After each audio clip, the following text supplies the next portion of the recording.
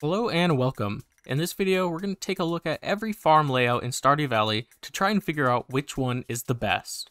Of course, all of this is only my thoughts and my opinions. This is a very subjective topic, so let me know in the comments which farm type you think is the best. But with that all being said, let's get into it. For our first farm layout, we have the regular old layout. This is the farm layout that most people start off with, and this has probably been your introduction to Stardew Valley, so this has a special place in most people's hearts. Personally, I find the house that comes with the regular layout to be a little bit dull, but the outside is where this farm really shines. The standard farm boasts the most farmable tiles out of any other layout in the game. There is 3,427 farmable tiles on this layout. The standard farm layout is truly a blank slate. There's only a few small ponds on the map, but outside of that, it is completely blank land that you're able to put on whatever you want. If you're looking to harvest massive amounts of crops and don't really care for having to work around interesting terrain, then the standard farm is a perfect fit for you. So the pros of the standard farm is that it has a lot of land for farming, a lot of land for animals, and with its terrain being so simple, it's so easy to work on and so easy to build on to make your farm however you want it to look. With those pros though, come some cons. First off, the standard farm layout is completely flat, which to some people might be a good thing, but for me personally, I think a little bit of elevation makes farms more visually interesting to look at. This farm can also be a little bit overwhelming to decorate. You might think that more is better, but sometimes it becomes a little bit difficult to try and think of unique designs that can span such a large area. Finally, the standard farm is a pretty uninteresting shape. It is basically just a rectangle. There's not a whole lot else going on there. Next up, we have the Riverland Farm layout. To start, the Riverland Farm gives your house a nice sea theme to it. Stepping outside, we can see that the Riverland Farm is completely surrounded by water. Within this water, there's tons of small islands with bridges to help connect them. This creates a really cool aesthetic, and visually speaking, it's actually one of my favorite layouts. And of course, all of this water makes this layout perfect for people who enjoy fishing, and it gives you plenty of shoreline to use for crab pots. One small nitpick I have with this farm layout though is that it doesn't feel like it has enough room for fish ponds. You can definitely fit a few, but you can't really go as all out as I would like to. Despite that, the Riverland Farm has many pros. It's great for people who enjoy fishing, it has a super unique layout that makes it a very interesting place to build and to design your farm around, and it forces you into a really unique playstyle that's outside of the typical Stardew Valley experience.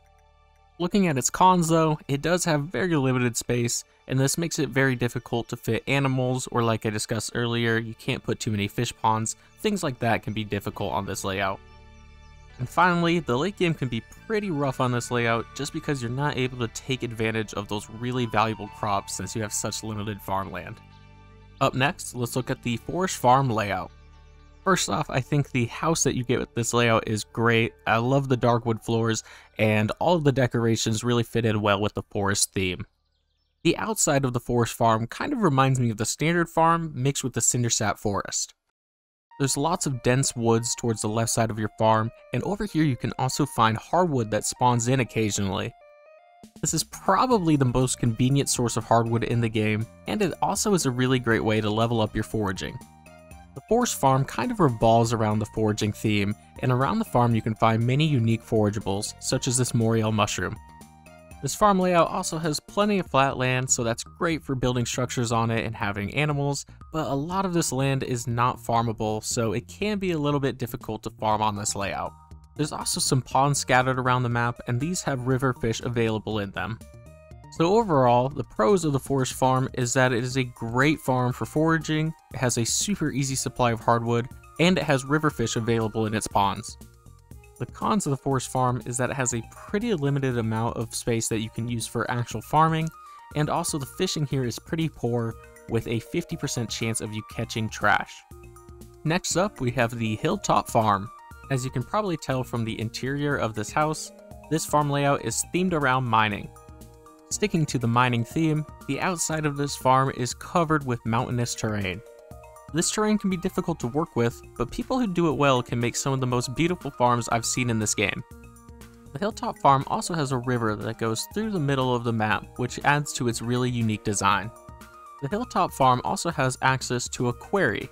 This quarry randomly spawns things like stones, ores, and geodes, and it's all based around your mining level, so as you get better, the quarry gets better. So looking at the pros for the Hilltop Farm, the Hilltop Farm has a quarry that passively spawns ores. The Hilltop Farm also has an amazing terrain, and the Hilltop Farm has a river that runs through the middle, which spawns river fish. Now for the cons, there's not a ton of room for you to farm, and also the mountainous terrain makes it very hard to place structures. And finally, the quarry actually isn't too great. Unfortunately, the quarry just spawns in valuable ores way too slowly and way too rarely in my opinion. Next up we have the Wilderness Farm. The house for the Wilderness Farm looks pretty brawlic with a shield and the corpses of some dead creatures hanging on the wall. There's really not a whole lot to say about the outside of the Wilderness Farm.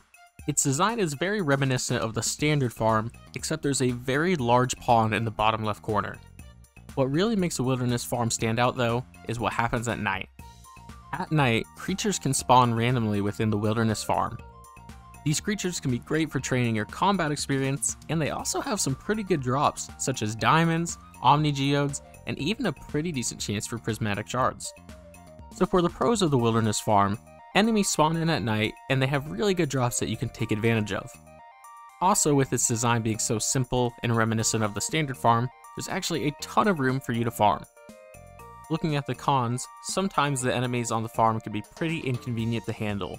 It's kind of unfortunate when you want to go home at night and your house is surrounded by enemies.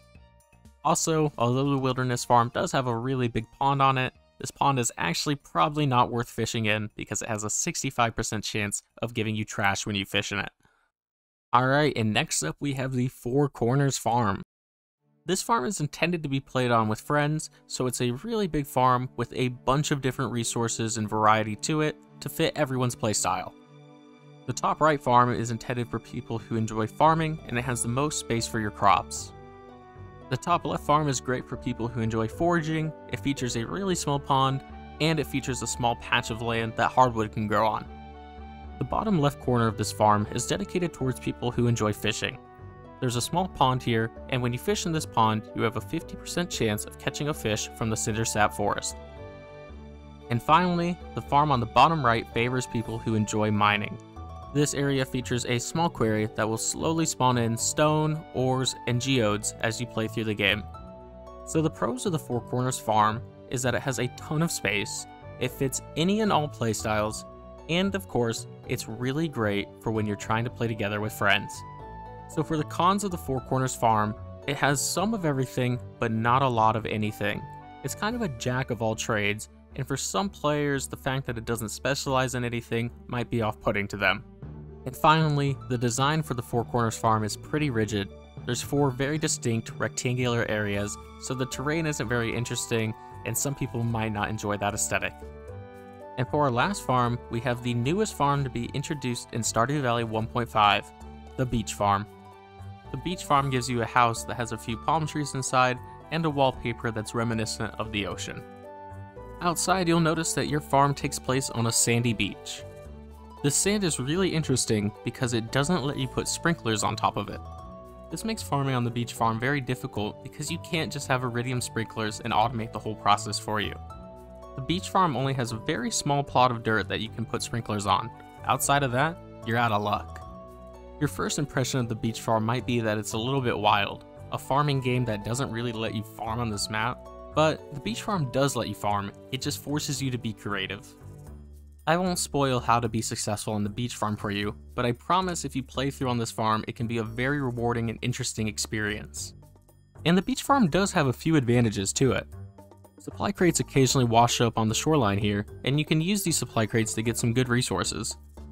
The beach farm is also great for fishing, and it has a ton of shoreline, which means that you can really take advantage of crab pots.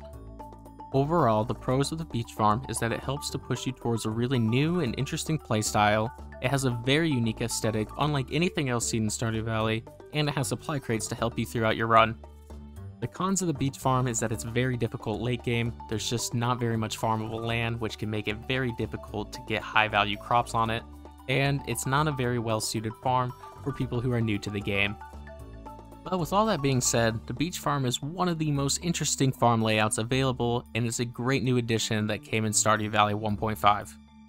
And that's it. That's every farm layout that we currently have in Stardew Valley. And as you might have noticed as the video went on, there really is no true best farm type. Each farm is so good at picking out a particular playstyle so that everyone can pick a farm that fits their desired experience. And with that, that's the end of the video. I hope you guys learned something new, and I hope you enjoyed. If so, make sure to like, comment, and subscribe, and I'll see you in the next one.